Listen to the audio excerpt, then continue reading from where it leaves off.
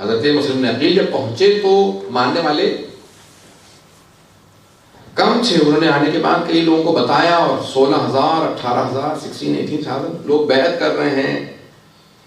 جناب مسلم نے فوراً پہلا کام کیا. سید الشہداء نے کہا ذرا آپ جا کے اینالائز کیجیے گا سچویشن کو وہاں پہ, اس کے بعد مجھے خط لکھ دیجیے گا. تو جناب مسلم نے فوراً خط لکھا, مولا آپ عراق چلے آئیے, عراق چلے آئیے, یہاں سب آپ کی بیعت کرنے کے منتظر ہیں, یہ آپ کی بیعت کرنا چاہتے ہیں. توجہ ہے لوگ کہ میرے ساتھ, میں بہت زیادہ وقت نہیں لوں گا. تو جناب مسلم نے خط لکھا جناب سید الشہداء کے, جس میں الفاظ یہ تھے کہ مولا آپ کربلا چلے آئیے, یہ سب آپ کی بیعت کے منتظر ہیں. لیکن بعد میں روایت کے الفاظ یہ ہیں کہ جب جناب مسلم کو گرفتار کیا گیا تو اس وقت پوچھا جناب مسلم سے کہ آپ کی آنکھوں میں آنسو کیوں ہیں, رو کیوں رہے ہیں آپ, آیا موت سے ڈرتے ہیں؟ کہ نہیں, مجھے موت کا کوئی یاد نہیں ہے, بلکہ مجھے افتخار میں حسین کی خاطر جان دے رہا ہوں. کہا پھر رو کیوں رہے ہیں؟ کہا رو اس بات پہ رہا ہوں کہ میں نے اپنے مولا کو خط لکھا ہے, مولا عراق چلے آئیے, اور میرے مولا بہنوں کے ساتھ چل پڑے ہیں. اللہ بہت جملے سخت ہے. کہا میرے مولا اپنی بہنوں کے ساتھ چل پڑے, لیکن عراق جہاں پہ میں ہوں یہ اس قابل نہیں ہے کہ مولا بہنوں کے ساتھ آئیں. میں اس بات پہ رو رہا ہوں کہ جب میرے مولا بہنوں کے ساتھ آئیں گے تو پھر کیا ہوگا. آج ایک ایسے دور سے گزر رہے ہیں کہ جہاں پہ بہت زیادہ سختیاں. ابھی آپ نے گزشتہ 2 دن پہلے, یہ بھی کل پرسوں میں جناب امام باقر علیہ السلام کی مجلس کی ہوگی. امام باقر علیہ السلام کون سی ہستی ہیں, میں بس یہی پیش کر کے ایک تمہید باندھوں گا مسائل کی, اور سب سے درخواست کروں گا کہ کوئی آنکھ ایسی نہ ہو. ابھی میں مسائل پہ نہیں آیا, لیکن یہ ہم کہتے ہیں کہ شہداء کربلا کے پہلے شہید جو کربلا میں نہیں تھے, کوفہ میں تھے, لیکن کیونکہ اس تحریک کے, اس موومنٹ کے پہلے شہید ہیں, اس لیے جناب مسلم کا مقام کچھ اور ہے. باقی سب کے ساتھ, دوسرے شہداء کے ساتھ جناب سید الشہداء موجود تھے, لیکن جناب مسلم تنے تنہا تھے. آپ نے دیکھا تنہائی بہت عجیب چیز ہے, تنہائی بہت عجیب چیز ہے. میرے ساتھ توجہ کیجیے گا. میں ایک سوال کروں آپ سے, مولا امیر المومنین کا کبھی جملہ پڑھا آپ نے کہ مولا بعض کا صحرا میں جاتے تھے, ڈیزرٹ میں جاتے اور کہتے تھے اے صحرا کبھی یہ نہ سوچنا تو اکیلا ہے, ذرا میرے دل کو آ کے دیکھ, میں تجھ سے زیادہ اکیلا ہوں. آئسولیشن جو ہے نا, تنہائی بہت عجیب چیز ہے, انسان تڑپنے لگتا ہے. کہ پیغمبر اسلام آئسولیٹڈ نہیں تھے, جب بات کرنا چاہتے تھے تو میں موجود تھا, لیکن میرے پاس کوئی ایسا نہیں ہے جس سے میں بات کر سکوں.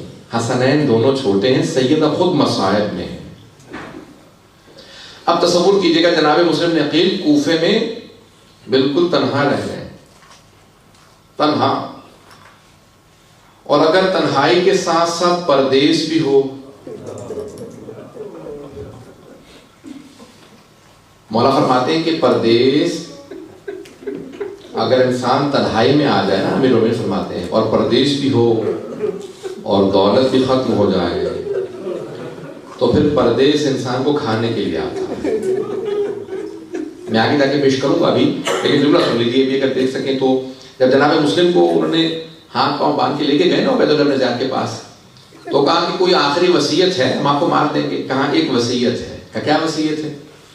کہا یہ میری زرع بیچ دینا, اور کچھ سامان تھا, کہا اس کو بیچ دینا. کہا میں نے کچھ لوگوں سے ادھار لیا تھا کوفے میں, میرے اس ادھار کو لوٹا دینا. اللہ اکبر, مولا کتنے غریب ہیں کہ وہاں پہ کہتے ہیں کہ میری زرع بیچنے کے بعد, یہ انگوٹھی بیچنے کے بعد میرا ادھار اتار دینا. کہا کہ کیوں, آپ نے قرضہ لیا تھا؟ کہا قرضہ اس لیے لیا تھا کہ میں جب اکیلا رہ گیا تھا تو کھانے پینے کے لیے بھی کوئی مجھ سے ملتا نہیں تھا. ایسا نہ ہو کہ مسلم کچھ ادھار مانگے. اللہ اکبر.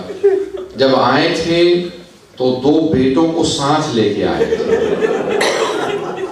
آپ اولاد والے ہیں, میں ایک سوال کروں آپ سے, اگر کسی کے بچے چھوٹے ہوں اور آنکھوں سے دور ہو جائے تو کیا کیفیت ہوتی ہے انسان کی؟ میں ایک سوال کروں گا آپ سے, میں بھی مسائل بہت پڑھنے والا ہوں, مجھے معاف کیجیے گا, میں سب مسائل پڑھنے کا آتی ہے. آج میں پوری کوشش کر رہا تھا فضائل پڑھوں لیکن میرا پورا ذہن مسائل کی طرف ہے. 3 ایسی ہستیاں ہیں جنہوں نے جناب سید الشہداء پہ اپنی پوری نسل قربان کر دی. 3 ہستیاں. پہلی ہے جناب زینب کبریٰ، بی بی نے اپنے دونوں بیٹے امام حسین پہ قربان کر دیا. دوسرے جناب مسلم، 4 بیٹے تھے، 2 کربلا میں شہید ہوئے ہیں، 2 کوفہ میں شہید ہوئے ہیں. آپ سوچ رہے ہوں گے تیسری ہستی کون ہے؟ پیش کروں تیسری ہستی کون ہے؟ تیسری جناب رباب. مولا کا ایک بیٹا ہے، ایک بیٹی ہے. اپنے بیٹے کو امام حسین پہ قربان کر دیا. کہا مولا جب موقع ملے گا آپ کی بیٹی بھی آپ کی راہ میں قربان کر دوں گا. اجرکم اللہ، اجرکم اللہ. بس بھئی یہ آخری مجالس ہیں، اس کے بعد پھر محرم ہے، ابھی تو عیدیں آنے والی ہیں. سنیں گے جناب مسلم میں عقیل جب طوا کے گھر میں گئے نا تو وہ ایک مومنہ تھی، بہت بوڑھی تھی. انہوں نے کہا کہ میں آپ کے لیے کھانا بنا دوں گا، نہیں کوئی زحمت نہیں دوں گا، صرف مجھے کچھ پانی لا دے تاکہ میں وضو کر کے تہجد کی نماز پڑھ لوں. تو ایک مرتبہ ایک سامنے حجرے میں بیٹھے تھے، تہجد کی نماز پڑھی. تہجد کی نماز پڑھنے کے بعد کچھ دیر آرام سے اپنے ہی زرہ پہ سر رکھ کے لیٹ گئے. خواب دیکھا کہ جناب امیر آئے ہیں، بائیں پھیلا کے کہتے مسلم میں آپ کو لینے کے لیے آیا. جناب مسلم سمجھ گئے یہ میری آخری رات ہے، چچا لینے کے لیے آئے ہیں. میں کہوں گا اے جناب مسلم آپ کی عظمتوں کو سلام، جسے علی لینے کے لیے آئے ہیں. بس بھئی ایک مرتبہ اٹھے اور تصور کرنے لگے کہ میرے بچے نہ جانے کہاں ہوں گے. جب میں اتنا در بدر ٹھوکرے کھا رہا ہوں، نہ جانے میرے بچے کس کے پاس ہوں گے. بس بھئی رات کو ایک مرتبہ طوا کا بیٹا آیا، کہا کہ ماں کہا بیٹا کیا بات ہے اتنی دیر سے کیوں آئے ہوگا؟ مسلم ابن عقیل نہ جانے کہاں چلے گئے ہیں، سارے لوگ ان کو تلاش کر رہے ہیں. اور عبید اللہ بن زیاد نے انعام رکھا کہ بیٹا خوف خدا کر، وہ علی کا داماد ہے، وہ علی کا بھتیجا ہے. کہا نہیں اماں مجھے عبید اللہ بن زیاد کا انعام چاہیے. کہ نہیں بیٹا. ایک مرتبہ وہ بار بار دیکھنے لگا کہ ماں جاتی ہے، کیا بات ہے کہ کیوں بار بار کہیں پہ کچھ پانی دیتی ہے، کچھ کھانے کے لیے رکھ دیتی ہے. اٹھا آ کے دیکھا، فوراً گھر سے باہر بھاگا. کہا جا کے میں مخبری کر دوں. ایک مرتبہ عبید اللہ بن زیاد نے 300 افراد کی ایک بٹالین کو بھیجا، فوج کو بھیجا. کہا جاؤ جا کے مسلم کو گرفتار کر لو. جناب مسلم نے آواز سنی، صبح کا وقت تھا، فوراً گھر سے باہر آ گئے. اس مومنہ نے کہا کہ باہر مت جائیے، بہت زیادہ لوگ ہیں. کہا تم نے مجھ پہ احسان کیا تھا، گھر میں پناہ دی. میں نہیں چاہتا جس نے مجھے پناہ دی اسی کے گھر میں میری وجہ سے حملہ ہو. مولا آپ کی عظمتوں کو سلام. ارے نہ جانے یہ کیسے لوگ ہیں، گھر بلا کے بھی حملہ کر دیتے ہیں.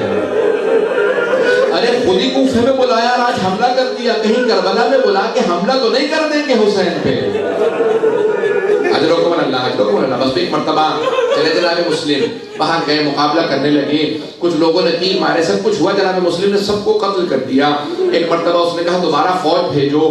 جب دوسری تیسری مرتبہ فوج منگوائی نا تو عبید اللہ بن زیاد نے کہا ایک آدمی کو گرفتار کرنے کے لیے تیسری مرتبہ فوج منگوا رہے ہو، کیا بات ہے؟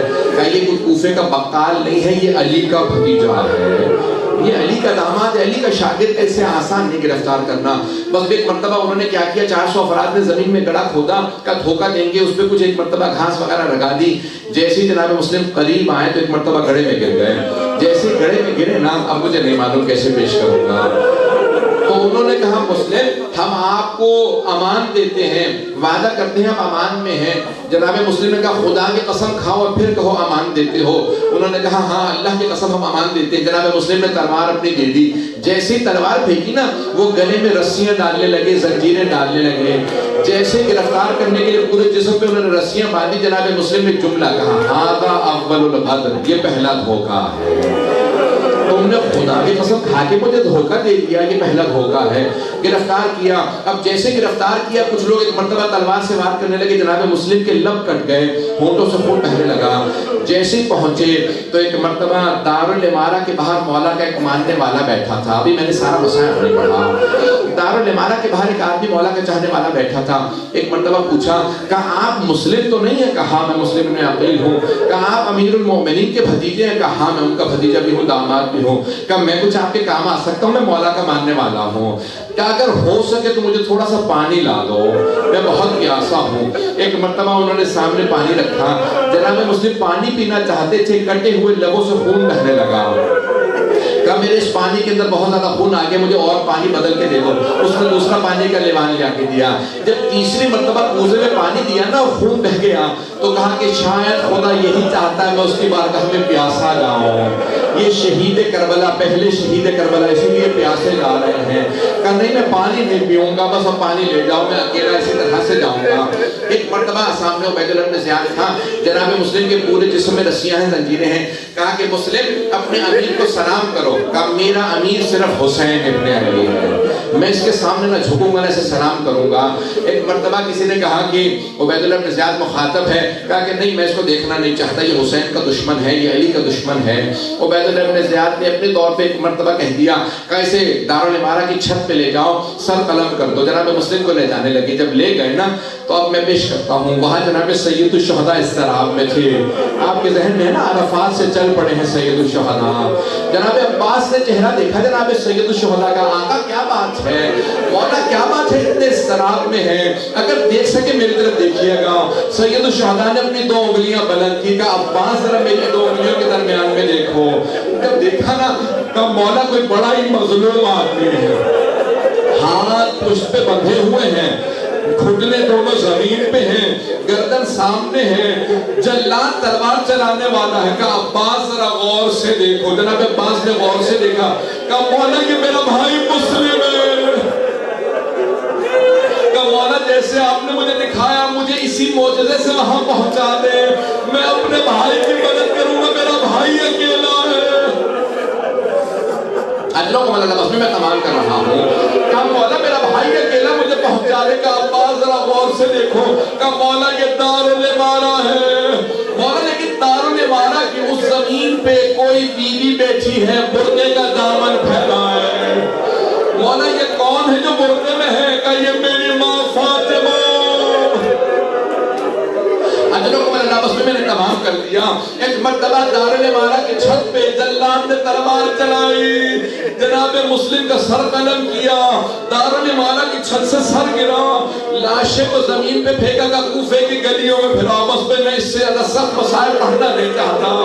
میرے مولا نے جناب سید الشہداء نے آواز دی, کہا عباس خیمے نصب کر دو, ذرا میری بہنوں کو بلاؤ. مولا آنکھوں میں آنسو ہیں, خیمے نصب کر دیے.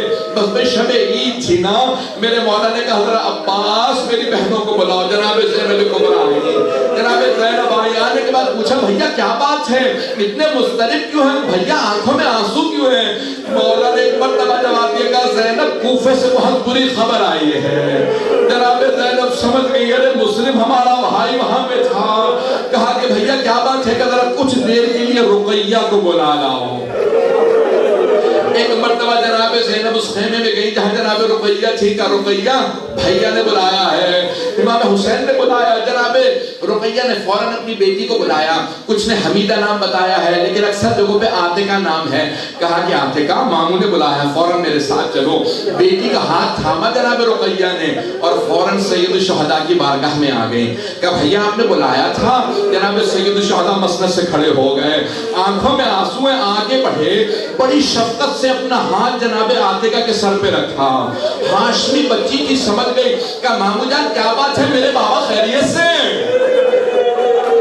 کیا میرے بابا خیریت سے؟ جناب سید الشہداء نے کہا کہ میری بچی اپنے آپ کو یتیم نہ سمجھنا, ابھی مامو زندہ ہے, اپنے آپ کو یتیم نہ سمجھنا. فوراً اشارہ کیا زینب شب عید ہے, ذرا میری صندوقچی لا دو. جناب زینب صندوقچی لے کے آئی. مولا نے 2 بالیاں نکالی, اپنے ہاتھوں سے جناب عاتقہ کے کانوں میں بالیاں پہنائی. بس بالیاں پہنائی. راوی کہتا ہے کہ 3.5 برس کی ایک بچی دروازے پہ کھڑی دیکھ رہی تھی, درے خیمہ پہ کھڑی دیکھ رہی تھی. اگر کوئی بچی یتیم ہو جائے اس کے سر پہ شفقت کا ہاتھ